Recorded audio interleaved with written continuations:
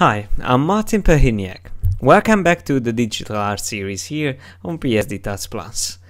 Today we are going to continue the previous episode with this castle painting concept, where in the previous episode we got to a point where we had all the lines in place, all the brick texture and even the color blocks, and we only need to do the detailing in this episode.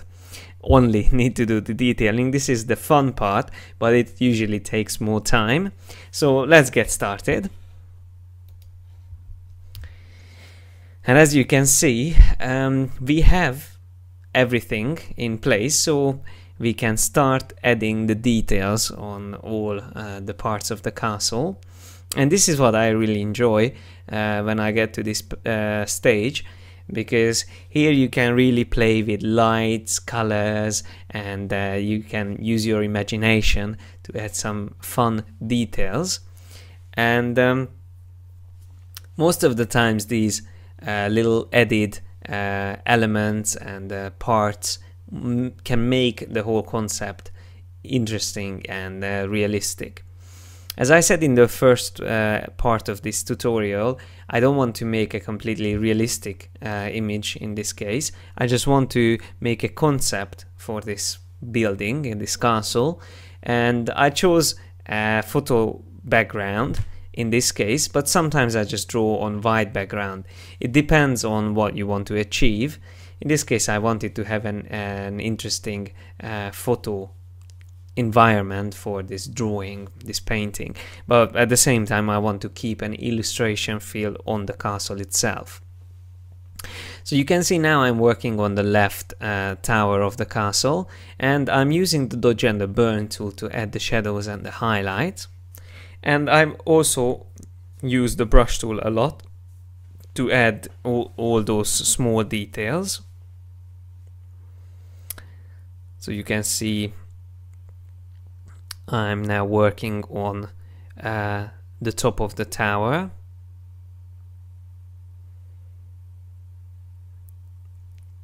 and I spend a little bit more time on this tower than I'm going to spend on the other towers, but you will see how it goes. So you see I already use the light source, which is on the left in this image, and the shadows are not that strong, but because that's not a direct sunlight, the sun is already setting behind the mountains.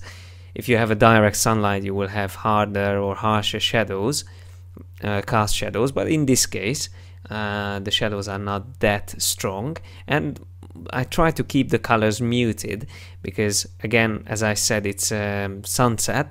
So in the sunset, as you can see on the mountains, the colors are not that vibrant. You can see now I'm adding small details on the tower, like the green at the bottom, and I also added shadow on the original photograph. And I'm using masking, or actually in this case I think I'm just using eraser tool to erase some parts at the bottom to make it look a bit more realistic. Now I'm using the burn tool, and I'm burning some details just to make it the shadows, create the shadows. So you can imagine if the light source is on the left, if the tower is in front, then it will cover that wall part, and it won't be it will be darker. So now I'm adding some highlights on the tower, as you can see, and some more details on that little tower on the top. I'm painting it over. Sometimes I just try to change some details, and probably that's the final detail that I'm going to get on this one. I'm still adding some small details, but now I'm going to start or continue drawing details, and I'm going to draw the details closer to this, or close to this tower.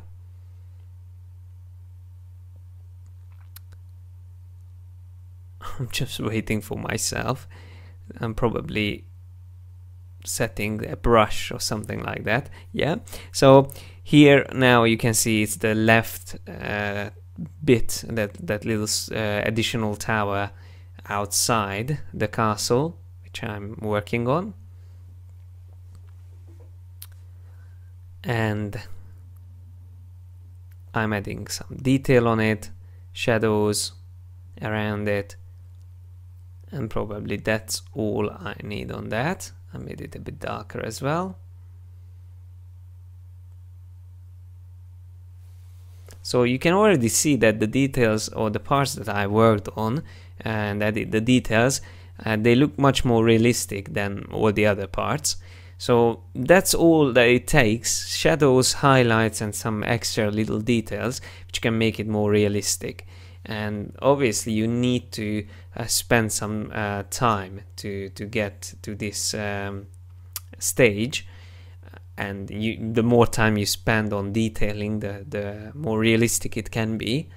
So try to be patient and try to always learn from references. It can be photographs or digital paintings, but always look for these small details and try to understand what are the details that can make your painting more realistic and more interesting. It's not always realism that will make your painting better. It's the whole artistic feel to it, your imagination, and your ideas that you incorporate in your design. Because basically, even though it's called art, or the digital art and painting, it's still design, because you're always designing something. You're designing a character, clothes, or you're designing a castle in this case. So it's always planning, using your imagination, using references. So it's a really interesting thing whenever you come up with something new and you would like to show it how you imagine something. So you can see now I'm adding the same details around that area close to the tower on the left. And you can see once you apply details, it's quite fast to apply the same details on all the other parts. It's just time consuming, so you have to be patient, and you just need to continue and do the same thing all around. I'm drawing now the roof details, and I'm just drawing over also the outlines, and I'm playing a bit with the color blocks as well, and refining some edges on the towers on the top. Now I will do the same here on the bottom. I add some extra details like the windows and those roof details on the top of the tower. And at the bottom now I'm erasing some parts, and I'm also adding shadows on the photograph itself, so to make the whole castle make it look like more it's part of the photograph. Now I'm adding some details on the side of the castle, which won't be really visible because I'm going to make that much darker, but still, just to keep some extra detail under the dark shadows, it still can be interesting and add to the value of the whole painting. You can imagine if the main light source is from the left, we will have most of these parts here on the right in shadow, like the walls, even the front door or that entrance. And I added another detail, an extra detail, a little bridge, and I'm just thinking of what else I need there, but probably I'm just going to leave that like that. And as you can see, I'm experimenting with some extra detail elements. And you can see that once you add these little miniature details, parts to the castle, it makes a real difference, a big difference. It can show the scale. So the bigger your object is, it's easier to show the size of it if you use these little small little elements like the windows, and I will use later on flags as well on top of the towers. So these little elements can show the scale. And if you have time, you can always use a character as well. Let's say just place a character closer to the viewer, so closer in the image, and make the character really small. Then you can tell that if something is further away and it still looks big, then it must be really big compared to the character. So that's a very traditional way of just showing perspective and size in a two-dimensional form. Now you can see with the main building, I'm getting there, and I'm finalizing some details on the towers, like the bricks. In this case, I drew it by hand. I just wanted to have a little bit different texture on it. I'm drawing now the small towers, and I'm adding again small details on them. Now I'm working on that little tower on the left, and I'm almost done with the main building. I'm just adding some highlights on it and shadows. So the cast shadows, and then there's a shadow on the right side. You can see now that it's darker, it looks much more realistic. So you can actually see now, yes, the light source is on the left. So it makes it more, the higher contrast makes it more obvious. Now I'm working on the entrance, and I just drew quickly a road to the entrance as well. And now I'm adding some details on the bottom. I try to merge the castle into the photograph more and more on the way. I need to keep that area dark because it's covered, so there can't be any like real highlights there. But maybe later on I will add some light source because it's a bit too dark for the entrance. I would like to show the entrance, so probably I will add some artificial light there, torches or something like that. But first I need to finish. I try to be disciplined, and I will finish all the details. So I'm continue working on this middle section, or just above the entrance part. I'm playing with the highlights and shadows, adding texture, and just refining some other parts as well.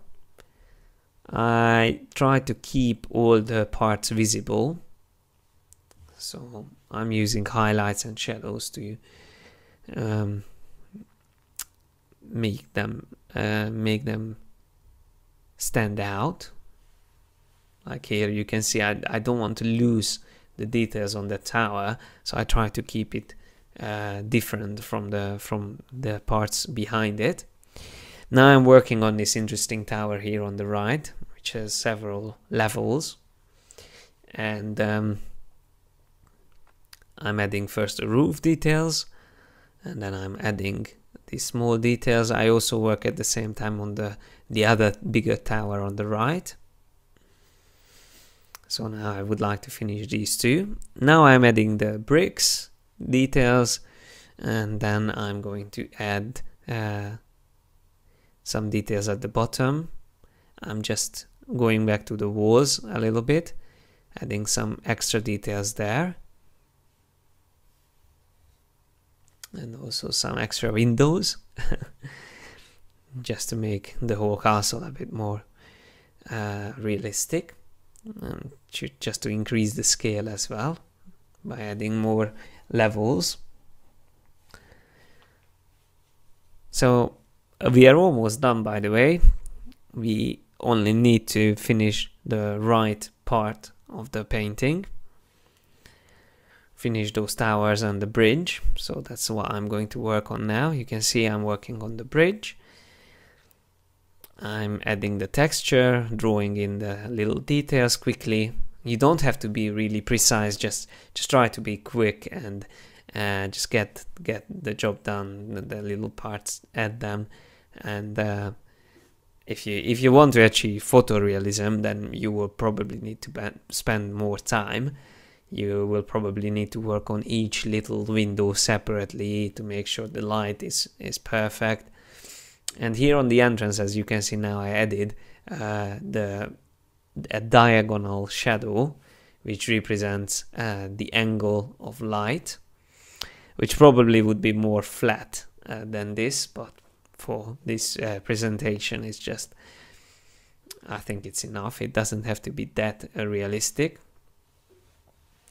And I added all these shadows on the right, and I have all the details. So now I'm playing a little bit with the colors, and I would like to add that nice warm color coming from the sun. And also I would like to add some cooler shadows.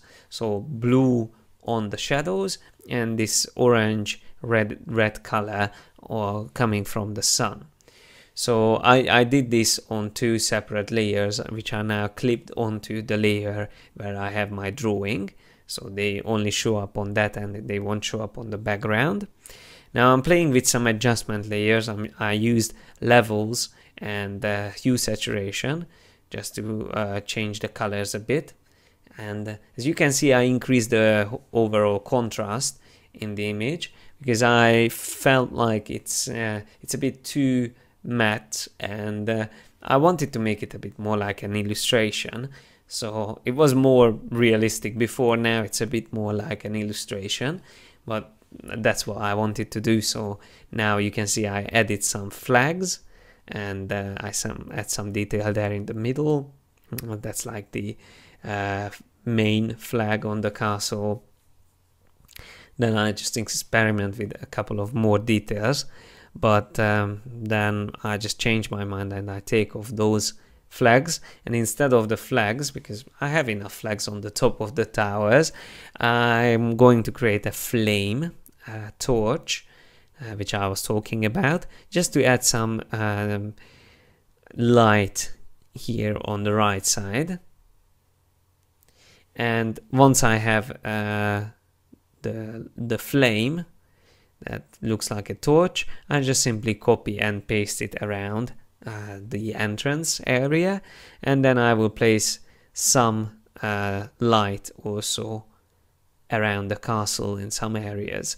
And now I'm using my brush, and I just change the opacity and use a soft edge brush and just draw an orange color around the torches, just to make them look they are actually lighting up their environment. So now we are almost done. I just add some final details like on the roofs, and just working here and there on the castle, just to finalize some details. And we are now really close to the final details, a final result. I'm working on that little refuge on the top of the mountain on the right. You can see I'm adding the same details there. I don't want to leave that out, so I'm now drawing the road, or that little path coming down from the top and going somewhere to a back entrance. And I just want to keep that subtle. It doesn't have to be a first read in the image. It just makes it a bit more interesting. And now I'm almost done. Or actually, I think that's probably the final detail. I'm just adding some small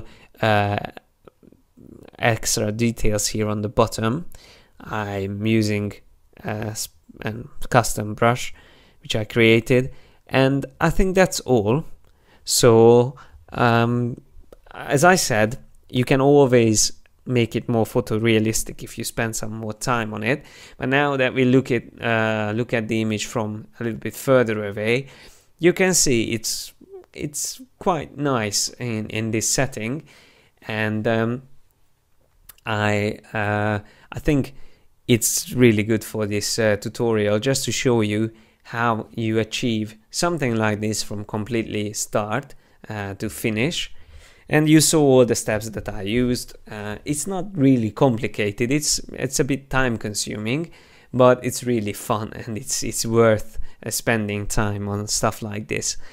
So if you feel inspired by a photograph, just always get that photograph in Photoshop, open it up, and then start drawing on top of it. Or just simply use a plain background and start drawing on top of that. It doesn't have to be a photograph. I just find sometimes a photograph more inspiring to work with. So thanks a lot. That was the second part of this tutorial, and that's the end of this tutorial. You can always think about how to continue from this point on. You can always have an army marching into the castle or going out from the castle. You can have the soldiers coming here in the front, or you can even have like siege of this castle, have some war machines in the front, catapults and ballistas, shooting and throwing stones at the castle. I don't know, make it make the castle a bit destroyed, some of the elements in flames. So it's only up to your imagination, and it's a really fun way to practice and to study and learn new things in Photoshop, and just to improve your skills in digital painting. So my main mission with this series is to inspire you, to help you see how fun and easy it is to create something new and something interesting. And I'm sure you will if you follow all the things that I showed here and you practice them, I'm sure you will achieve amazing results, and you will create some great digital paintings in the future. So good luck, and I'm really glad you followed me this far. Hopefully there will be other tutorials in the future. If you like this series, please let me know in the comments. And I'm sure we will see each other in another tutorial next time. So thanks a lot for your attention, and I hope you will join me next time. Bye.